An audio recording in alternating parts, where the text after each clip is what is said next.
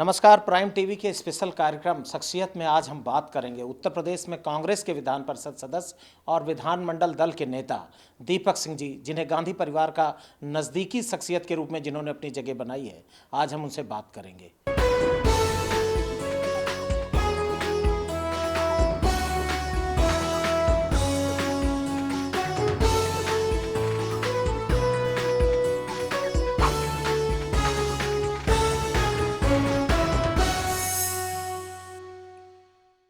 दीपक सिंह जी, सबसे पहले हम ये जानना चाहेंगे, आपका कोई जो बैकग्राउंड है, कोई सियासी बैकग्राउंड नहीं रहा, सियासत में आने का क्या कारण रहा, कैसे आए?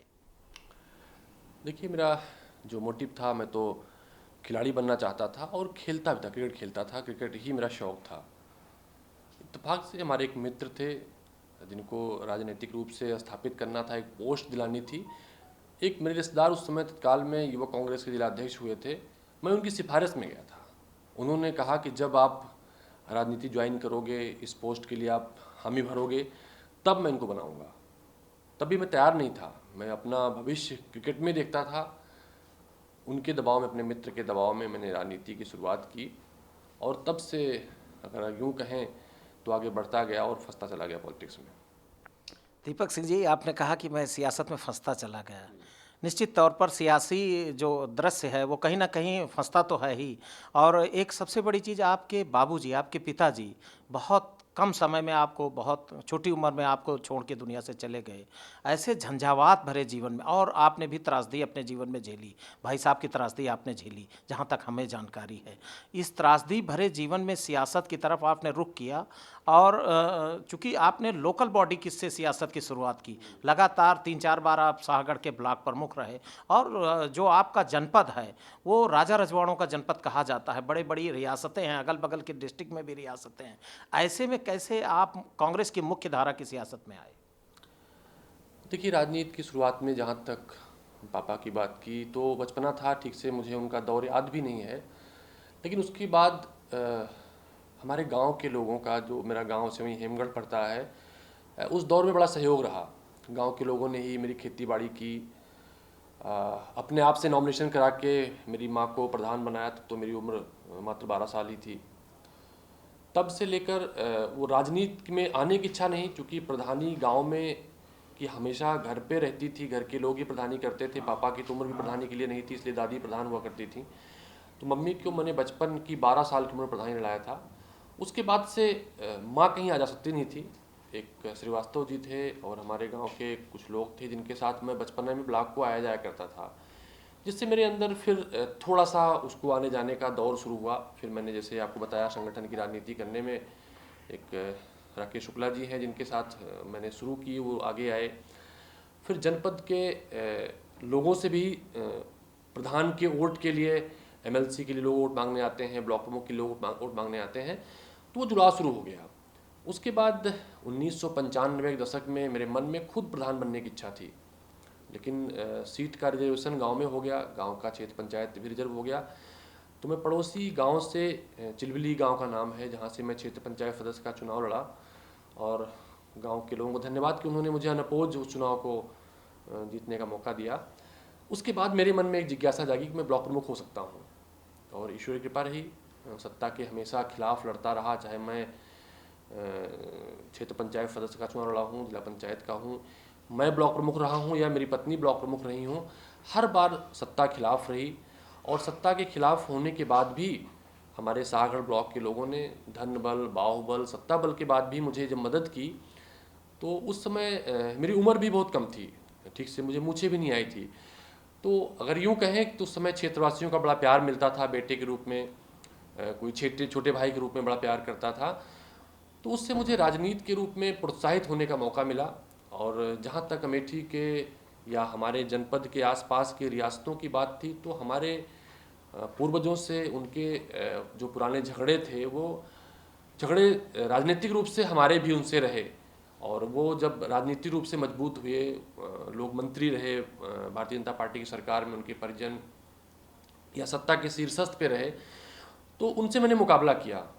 और उस दौर में भी कहूँ तो मेरे शाहगढ़ ब्लॉक के लोगों ने मेरी बड़ी मदद की।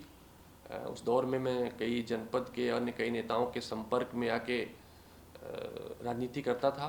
उसके बाद हमारे जनपद में सोनिया गांधी जी की एंट्री होती है और हम सब ने उस दौर में जब सोनिया गांधी जी ने राजनीति से नाता तोड़ सा लिया था तो एक आंदोलन चलाते थे हम लोग, सोनिया गांधी आओ, कांग्रेस बचाओ, या सोनिया जी आओ, देश बचाओ।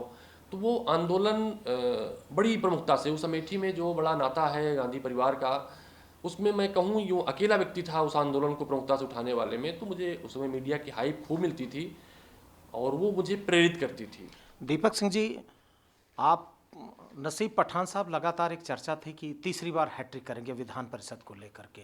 रामकृष्ण द्विवेदी होम मिनिस्टर रहे हैं आपकी सरकार में और नसीब पठान साहब थे ही, लेकिन इनको सबको ड्रॉप करके नेतृत्व ने आप पर दांव लगाया और आपको विधान परिषद भेजने का काम किया। आप यूपी में यूथ संगठनों के प्रभारी भी रहे, यूपी कांग्रेस के जनरल सेक्रेटरी रहे, संगठन से विधान परिषद, और आप उत्तर प्रदेश के अकेले विधान परिषद हैं। जैसे राज्यसभा में कपिल सिब्बल साहब के साथ आपको जाने का मौका मिला, जो ये नेशनल हाइप मिला सियासत में, इसको आप कैसे देखते हैं? देखिए, उसके लिए सबसे बड़ा रोल वो था कि मैं हमेशा कांग्रेस पार्टी के साथ बड़ी ईमानदारी और वफादारी से रहा। राहुल जी, प्रियंका गांधी जी को मैं मानता हूँ कि वो आदर्श हैं। प्रियंका गांधी जी हमारी संरक्षक हैं और उन्होंने हर समय, चाहे वो दौर रहा हो चाहे आज का दौर हो, उनका मार्गदर्शक मुझे मिलता रहा। उस मार्गदर्शन में मैंने सिर्फ इच्छा जाहिर की थी, मेरी तो इच्छा विधानसभा में थी, विधानसभा लड़ने की थी, लेकिन पार्टी के जो फैसले होते हैं मैंने हर समय उन पार्टी के फैसलों को माना और पार्टी के फैसले के साथ मजबूती से खड़ा रहा। कई सारी बाधाएं भी आईं, सत्ता और सरकार ने दबाने तोड़ने की भी कोशिश की, लेकिन उसके साथ खड़ा रहा। तो मुझे लगता है ईमानदारी से रहने से, मजबूती के साथ रहने से, संघर्ष करने से, कई सारे आंदोलन किए, कई सारी पदयात्राएँ की, मुकदमे भी झेले सरकार की तरफ से, तो कांग्रेस पार्टी का, राहुल जी का, प्रियंका जी का आशीर्वाद रहा। कांग्रेस पार्टी ने मुझे मौका दिया तो मैं आभारी मानता हूँ अपने आप को सौभाग्यशाली मानता हूँ कि उस पार्टी का मेंबर हूँ जिस पार्टी ने देश को आज़ाद कराया और आज वर्तमान समय में उस पोस्ट के लिए नामित कांग्रेस पार्टी ने किया, जिस पे कभी पंडित मोतीलाल नेहरू जी भी विधान परिषद सदस्य हुआ करते थे और दल के नेता हुआ करते थे। तो मैं अपने आप को सौभाग्यशाली मानते हुए उस काम को आगे बढ़ाता रहता हूँ।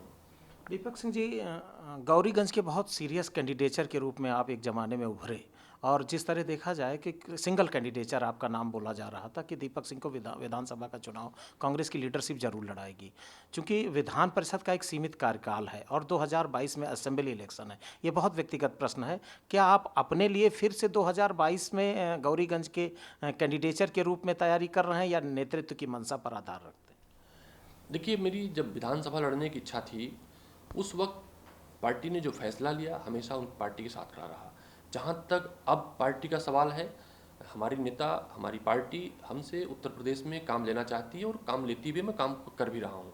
तो मैं ये इस बात को मानता हूँ कि 2022 में जहाँ तक मेरे अपने मन की बात है, मैं उत्तर प्रदेश में कांग्रेस पार्टी को मदद करना चाहता हूँ, संगठन के रूप में भी, अपने विधान परिषद सदस्य के रूप में भी, और अमेठी के बहुत सारे तमाम साथियों को जो विधानसभा, चाहे गौरीगंज हो या चारों और विधानसभाएं हो, अमेठी हो, सलोन हो, तिलोई हो, अच्छे प्रत्याशियों को लड़ने में मदद करना चाहता हूं। और मुझे लगता है जब पार्टी ने जिस लिए मुझे भेजा है तो उम्मीद है मैं यहाँ पर खुश हूँ और आगे भी उसी पर खुश रहना चाहूँगा। दीपक सिंह जी, सबसे बड़ी बात यह है कि आप गांधी परिवार के, खासकर प्रियंका गांधी जी के, राहुल गांधी जी के नज़दीकी रहे। राहुल गांधी साहब के अमेठी दौरों में लगातार आपको वरीयता मिलती रही और बड़ा सम्मान मिला आपको। जो चूक हुई है अमेठी में पार्लियामेंट में, जो राहुल गांधी जी की हार हुई है, इसको आप कैसे व्याख्यायित करते हैं? देखिए, इतिहास में अगर हम जाएं तो अगर हम विष्णु काल से शुरू करें, राम काल से या कृष्ण काल से, तो हमेशा समय समय पर देवताओं की पराजय भी हुई है। इंद्रलोक पर भी समय समय पर देवताओं के अलावा अन्य लोगों का भी राज रहा है। अमेठी गांधी परिवार अपना परिवार आज भी मानता है, पहले भी मानता था। अमेठी के लोगों से को सपने दिखाए गए, झूठे वादे किए गए, जो आज अमेठी की जनता पछताती है। और जो चुनाव में सबसे बड़ा कारण रहा, उत्तर प्रदेश में जिन उद्योगपतियों का राहुल गांधी जी नाम लेते थे कि दिल्ली की सरकार, मोदी जी की सरकार, इन 5-7 उद्योगपतियों की सरकार है, उन्हीं के दम पर सरकार चल रही है, उनके मैनेजर अमेठी में बैठकर पैसे का खुला खेल कर रहे थे। पैसे की डिमांड उस व्यक्ति की इच्छा पर डिपेंड करती थी कि कि अगर गांव का प्रधान है तो उसके रेट क्या हैं, या व्यक्ति है तो उसका रेट क्या है, उस हिसाब से उन्हें पैसे बांटे गए। उत्तर प्रदेश में भारतीय जनता पार्टी की सरकार थी, अधिकारियों ने भी खूब नंगा नाच किया, जिसका हम सब ने पुरजोर विरोध तो किया, लेकिन अगर देखें सत्ता के मद में चूर उन अधिकारियों ने भी सत्ता के साथ काम किया। हमारी गाड़ियां रोकी गई, हमारे पार्टी दफ्तर पर बार बार छापे मारे जाते रहे, हमारे पार्टी कार्यकर्ताओं पर मुकदमे होते रहे, हमारे मूवमेंट को प्रभावित किया जाता रहा, और पुलिस प्रशासन से लेकर पूरा प्रशासन भारतीय जनता पार्टी के कार्यकर्ता के रूप में खड़ा था। तो ये मानते हैं बेहद धन, बल, सत्ता, झूठे वादों के दम पर चूक हुई। दीपक सिंह जी, कहा जाता है कि राहुल गांधी साहब की जो हार हुई है वो दीपक सिंह जी पर्सनल हार मानते हैं इसको। सियासत में एक काफ़ी समय तक आप सेटबैक में रहे, ये चर्चा रही सियासी गलियारों में, कि इसमें कितनी सच्चाई? देखिए, किसी से अगर भावनात्मक लगाव होता है निश्चित रूप से दर्द होता है, और मैंने उसी समय फैसला किया था। 6 महीने में कोई राजनीतिक मूवमेंट नहीं कर सका, 6 महीने बाद भी साहस करने के बाद भी मैं कुछ महीने निकल नहीं सका। ये बात सच है कि मन में उस हार की पीड़ा थी और निकला नहीं। लेकिन मैं अमेठी रहकर उस दौरान मैं लगभग, अगर हम कहें तो लगभग 1 वर्ष या लगभग 9 महीने मैं अमेठी रहकर स्मृति ईरानी जो सांसद थी उनके मुद्दों को वाच करता रहा, और हर मुद्दे पर उनके मैं जवाब देता था, उनसे सवाल पूछता था, जो क्रम आज भी जारी है। लेकिन उस क्रम में थोड़ा परिवर्तन हुआ कि मैं अपने आप को अब उस चीज़ों से उबार इसलिए पाया हूँ कि अमेठी के तमाम लोग जब मिलता हूँ, अमेठी के क्षेत्र में जाता हूँ, विभिन्न विधानसभाओं के दौरे करता हूँ, तो वो समर्थक जो भारतीय जनता पार्टी के लिए जान लड़ाने को तैयार थे वो पश्चाताप करते हैं। भारतीय जनता पार्टी कार्यकर्ता मुझसे कहते हैं कि भैया माफ़ करिएगा, हमसे भूल हुई, हमको सपने दिखाए गए। आज ना तो भारतीय जनता पार्टी कार्यकर्ता की सुनी जा रही है, ना अमेठी की सुनी जा रही है। तो कहीं ना कहीं हौसला बढ़ा कि अमेठी ने कहीं ना कहीं से अपना जो पश्चाताप किया है, अमेठी के लोग फिर से उस हमारा जो नुकसान हुआ था उसकी भरपाई करने के लिए तैयार हैं। तब मैं साहस जुटा के फिर से पार्टी काम में उतर लगा। दीपक सिंह जी, देश कोरोना की महामारी से जूझ रहा है। आपने अपना, जब तक कोरोना चलेगा तब तक आप अपनी salary chief minister relief fund में देने का आपने बड़ा फैसला किया है। आपके वहाँ कोई जनप्रतिनिधि नहीं है, ना पार्लियामेंट में है, राज्यसभा में है, ना लोकसभा में है, विधान परिषद में आप सिंगल है, और उस पाँचों पार्लियामेंट से असेंबली सेगमेंट, जो पाँचों असेंबली सेगमेंट हैं, वहाँ से कोई विधायक कांग्रेस का सदन में नहीं। ऐसी स्थिति में एक बड़ा एक आपके ऊपर राजनीतिक तौर पर बड़ी जिम्मेदारी है। कैसे अपने पूरी पार्लियामेंट सेगमेंट को आप मदद कर रहे हैं? देखिए, अभी हमारी अमेठी में काफ़ी दिन से एक प्रोग्राम चलता है। हम दोस्तों के साथ बैठते हैं, सोशल डिस्टेंसिंग बना के चर्चा करते हैं। एक गांव में न्याय पंचायत द्वारा हम लोग बैठक करते हैं, बड़ा साइलेंटली, उसका कोई हम प्रचार प्रसार नहीं करते हैं। और हम इस बात का एहसास कराते हैं कि जब तक राहुल गांधी जी हमारे सांसद थे तो अमेठी के जन जन तक हम जो मदद करते थे, अमेठी में संजय गांधी हॉस्पिटल है, इंदिरा गांधी आयु हॉस्पिटल है, किसी सामान्य कार्यकर्ता के लिखने पर भी वहाँ पर 25% से 50%, 100% छूट प्रदान की जाती थी। किसी भी व्यक्ति के घर में आग लगती थी तो हमारे सांसद की तरफ से उसे एक किट तुरंत पहुँचाई जाती थी आर्थिक मदद के लिए। शादी के कार्ड मिलने पर भी बच्चियों के घर में हम आर्थिक मदद हमारी पार्टी पहुँचाती थी।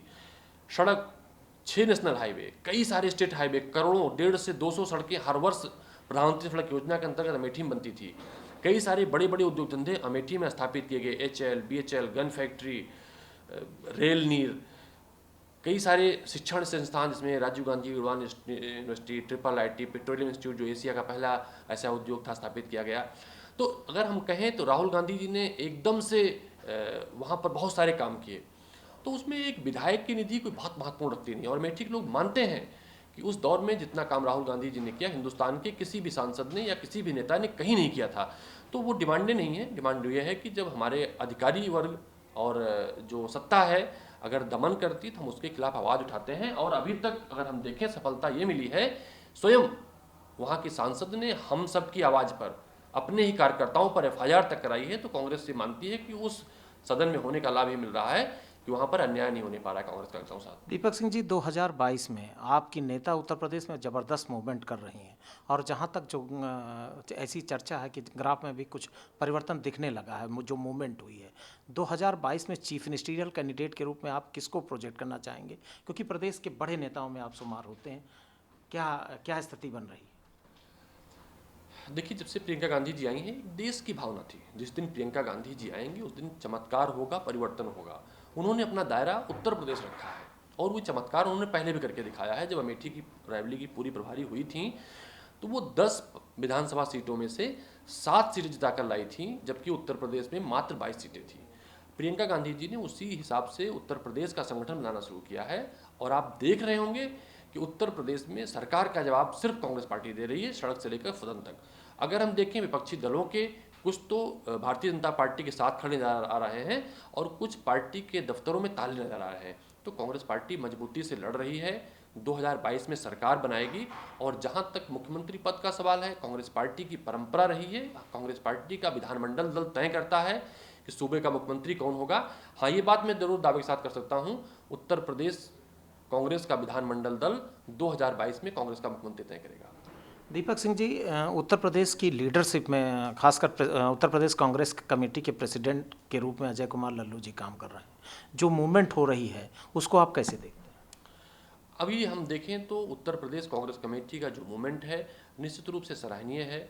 यही मूवमेंट जो लखनऊ में दिखाई पड़ता है, हमारे जो जिलाध्यक्ष बने हैं या संगठन के पदाधिकारी हैं, हर जिले में हम मूवमेंट कर रहे हैं। अभी जब लॉकडाउन था तो प्रियंका गांधी जी के निर्देश पर सभी जनपदों में हम लोगों ने रसोई चलाई, कांग्रेस पार्टी के कार्यकर्ताओं ने राहत सामग्रियाँ पहुँचाई। अगर जनपद से किसी ने फ़ोन किया, चाहे वो केरल हो, चाहे वो तमिलनाडु हो, चाहे पश्चिम बंगाल हो, चाहे महाराष्ट्र हो, चाहे पंजाब हो, हम अमेठी रायबरेली की छोड़िए पूरे प्रदेश के लोगों की हम सब ने मदद की। उसके बाद कई ऐसे चीज़ों पर हम लोगों ने व्यक्तिगत तौर पर मदद की। आने जाने में कांग्रेस पार्टी ने उत्तर प्रदेश के लोगों को रेल के टिकट दिए, बसों के इंतजाम जो किए थे, 1000 बसें भेजी थी। किस तरह सरकार ने राजनीति की, देश ने देखा। तो एक प्रकार से देखा जाए तो वो सेवा भाव का जो काम था, प्रियंका गांधी जी की अगुवाई में उत्तर प्रदेश कांग्रेस कमेटी बाखूबी निभाया है। संगठन भी हमारे डिक्लेयर हो गए हैं और हमारे जो डिपार्टमेंट प्रकोष्ठ थे वो और मजबूती के साथ बनकर सामने आ रहे हैं। तो कांग्रेस का एक लंबा ढांचा, जो हमारा पूर्वा कॉन्सेप्ट था, हम पूर्वा अध्यक्ष बनाते थे, पूर्वा प्रभारी बनाते थे, जिसकी भारतीय जनता पार्टी ने कॉपी की थी अपना पन्ना प्रमुख के रूप में। तो वो पूर्वा प्रभारी प्रियंका गांधी जी कॉन्सेप्ट था और उत्तर प्रदेश में मात्र 3 महीने में पूर्वा प्रभारी का तक का संगठन बनाकर उत्तर प्रदेश कांग्रेस कमेटी खड़ी करेगी और एक बड़ा जन आंदोलन खड़ी करेगी। दीपक सिंह जी ने आपने पूर्वा प्रभारी की बात की, माइक्रो बूथ का जो माइक्रो मैनेजमेंट की बात है। देखिए, जो उत्तर प्रदेश जातियों का राज्य है और चूंकि कांग्रेस होल के परसेप्शन से बात करती है, सबकी सियासत करती है, सभी समाज के सभी वर्गों को साथ लेकर के बात चलती है। आपने 1996 में गठबंधन किया बीएसपी के साथ, 2017 में समाजवादी पार्टी के साथ गठबंधन किया। आपका जो ट्रेडिशनल वोट बैंक है, ब्राह्मण बीजेपी के साथ स्विच ओवर कर गया, दलित बीएसपी के साथ स्विच ओवर कर गया और मुस्लिम समाजवादी पार्टी के साथ स्विच ओवर कर गया। 2 बार आपने अलायंस किया, 96 में किया और 17 में किया, एसपी के साथ और बीएसपी के साथ, दोनों रीजनल पार्टी के साथ। लेकिन फिर भी ये वोट बैंक लौट के आपके साथ नहीं आया। इस पूरे परिदृश्य को कैसे देखते हैं? क्या स्ट्रेटजी है, क्या रोड मैप है? देखिए ओपी भाई, आप तो इस मैनेजमेंट के माहिर आदमी हैं, आप अच्छे संगठनकर्ता भी रहे हैं। आज इस रूप में भी आपको देख रहा हूँ। उत्तर प्रदेश की आवाम ने सब प्रयोग देख लिए। उत्तर प्रदेश में बसपा सपा गठबंधन में देख लिया, उत्तर प्रदेश में बसपा सपा की सरकार भी देख ली। अभी मैंने कल ही बयान देखा, एक भारतीय जनता पार्टी के सांसद, उन्होंने कहा उत्तर प्रदेश 30 साल से बेहाल है, उत्तर प्रदेश में सुनवाई नहीं होती। 30 साल का जिक्र इस बात को साबित करता है कि जब से प्रदेश में कांग्रेस पार्टी की सरकार नहीं है, उत्तर प्रदेश में जंगल राज है। उत्तर प्रदेश के लोग बेबस हैं, मजबूर हैं, बेरोजगारी बढ़ती जा रही है, विकास दर घटती जा रही है। तो उत्तर प्रदेश का जो ढांचा जातीय है, अगर बसपा सपा के ज्वाइंट फोरम पे जीत नहीं हो सकती, समाजवादी बसपा अलग होके कुछ नहीं कर सकती, बहुजन समाज पार्टी समाजवादी पार्टी का भारतीय जनता पार्टी से कितना भय और कितना नाता, कितनी लड़ाई है, वो पूरा प्रदेश देख रहा है। जिस तरह से दलितों की बात हो, ब्राह्मणों की बात हो या पिछड़ों की बात हो, उनके नाम पर सियासत की गई, वो सब कांग्रेस की तरफ देख रहे हैं। और जो पुराना घर, अंत में एक कहावत कही जाती है कि अंत में आदमी लौट के अपने घर को ही आता है। तो जो कांग्रेस का पुराना वोट रहा है, जो कांग्रेस की विचारधाराओं से प्रभावित रहा है, एक प्रबुद्ध वर्ग जो देश और प्रदेश के हित में सोचता रहा है, वो कांग्रेस के पक्ष में बात करने लगा है, कांग्रेस के समर्थन की बात करने लगा है। और आप आने वाले समय पर देखिएगा, यही पूरा वोट जो पहले मिलता था उससे ज़्यादा मजबूती से उत्तर प्रदेश में कांग्रेस पार्टी के साथ खड़ा नजर आएगा, जिसके दम पर उत्तर प्रदेश में कांग्रेस पार्टी अपनी सरकार बनाएगी। दीपक सिंह जी, एक नितांत व्यक्तिगत सवाल, आपकी धर्मपत्नी आपकी सियासत में और आपके व्यक्तिगत जीवन में कैसे मदद करती है? देखिए ऐसा व्यक्तिगत प्रश्न होता है जिसमें अगर मैं मानता हूँ किसी का परिवार आपके साथ हो और पत्नी खास तौर से आपकी मदद करे, तो आपको निश्चित रूप से बहुत सारी चीज़ों में सहूलियत मिलती है। हमारी पत्नी ब्लॉक प्रमुख भी रही, सामाजिक तौर से भी संपन्न है। कभी भी मुझे इस बात का एहसास नहीं हुआ कि हमारे घर में मेरी माँ नहीं है, मेरे पिता नहीं हैं, मेरे भाई नहीं है, मेरा भाई नहीं रहा। तो मेरी पत्नी मेरा घर का सारा काम, बच्चों की पढ़ाई, खेती से लेकर गांव के सारे काम, गांव के लोगों की मदद जो मेरी माँ पहले किया करती थी, उनकी आदत थी, वो सारे काम उन्होंने जारी रखे हैं। और जो मेरी ज़रूरतें होती हैं, हम 10 लोगों के साथ पहुँचें, हम 15 लोगों के साथ पहुँचें, हम छोटी मोटी पार्टी घर में ऑर्गेनाइज़ कर लेते हैं। तो एक दोस्त के रूप में मेरे साथ रही हैं, तो मुझे हमेशा अपनी पत्नी का एक अच्छे दोस्त के रूप में सहयोग रहा है। दीपक सिंह जी, आपके बारे में कहा जाता है आपने सियासत बिल्कुल लोकल बॉडी के निचले पायदान से शुरू की और उत्तर प्रदेश की सर्वोच्च पंचायत के आप मेंबर हैं। आप निश्चित तौर पर ग्रामीण जो गंवई पृष्ठभूमि से आए, आपके बारे में ये भी कहा जाता है कि आप बहुत शर्मीले व्यक्तित्व के हैं, सार्वजनिक मंचों से आप परहेज करते हैं और गांधी परिवार का जो आपका संबंध और सामाजिक रूप से जितना आपको सम्मान मिला, कभी इतराए नहीं, इसके पीछे क्या कहा? देखिए, 2 चीज़ें होती हैं। जो सामाजिक जीवन होता है, मेरा अपना मानना है कि अगर आप शर्मीले नहीं हैं तो आप अहंकारी दिखेंगे। आपको अपने हिसाब से मैंने जो शुरुआत की ग्राम पंचायत के प्रधान और क्षेत्र पंचायत सदस्य से शुरुआत की, ब्लॉक प्रमुख मेरा उसके बाद का रहा है।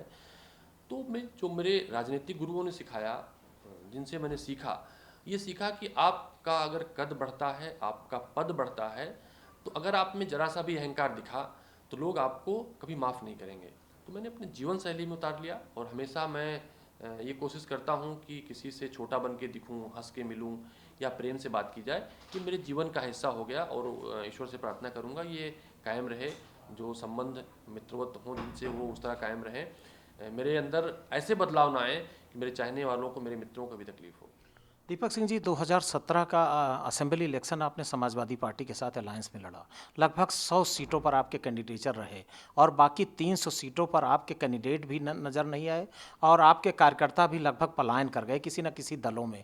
और जिस तरह से कहा जाता था कि बीजेपी के वोट का डिवीजन, खासकर अपर क्लास के वोट का, तो जो नुकसान हुआ कांग्रेस को, इस बार जो संगठनात्मक तौर पर क्या एक्टिविटी चल रही हैं और उसमें आपकी क्या भूमिका है? अभी जो कांग्रेस पार्टी संगठन का जो हमारा स्वरूप है, वो पहले राउंड में हमने जिला कांग्रेस कमेटियों को डिक्लेयर कर दिया है, शहर अध्यक्षों को डिक्लेयर कर दिया है। अब ये सारे जो जिला कांग्रेस कमेटी हैं, ये ब्लॉक कांग्रेस कमेटी का गठन करने का काम उन्होंने शुरू कर दिया है। फिर ब्लॉक कांग्रेस कमेटी गठन के बाद ये सारे लोग ग्राम सभा अध्यक्ष और जो पूर्वा प्रभारी की मैंने पीछे बात की थी, उनका गठन करेंगे। हर मुद्दों पर हम रोज़ सड़कों पर उतर के आंदोलन करते हैं और ऐसे तमाम ऐसे मुद्दे हैं जिनको लेकर आगे की हमारी रणनीति हैं, वो हम आगे करेंगे। जहाँ तक मेरी भूमिका है, कांग्रेस पार्टी में हमेशा प्रियंका गांधी जी लगातार जिला अध्यक्ष से संवाद करती हैं, वर्चुअल फोरम पे, जूम के माध्यम से। तो हम सब जो उनका निर्देश हर हफ्ते मिलता है, उन्होंने कई प्रकार की टीम बनाई है और ये ऐसा मैं चूँकि हाउस में लीडर हूँ विधान परिषद में, उस नाते मुझे हर मीटिंग में बैठने का उनके साथ मौका मिलता है। तो जो एक जॉइंट फोरम, पहली बार उत्तर प्रदेश की सियासत में पहली बार एक जॉइंट तरीके से हर किसी के काम का निर्धारण किया गया है और हम सब अपने अपने हिसाब से अलग अलग तरीके से वो सभी उन जिम्मेदारियों का निर्वहन कर रहे हैं, जिसी के दम पर हम ये कहते हैं कि हम 2022 में सरकार बनाएंगे। धन्यवाद दीपक सिंह जी। ये थे कांग्रेस के विधान परिषद सदस्य और गांधी परिवार के नज़दीकी लेफ्टिनेंट दीपक सिंह जी। अगले एपिसोड में हम फिर बात करेंगे किसी नई शख्सियत के साथ। तब तक आप देखते रहिए प्राइम टीवी का स्पेशल कार्यक्रम शख्सियत।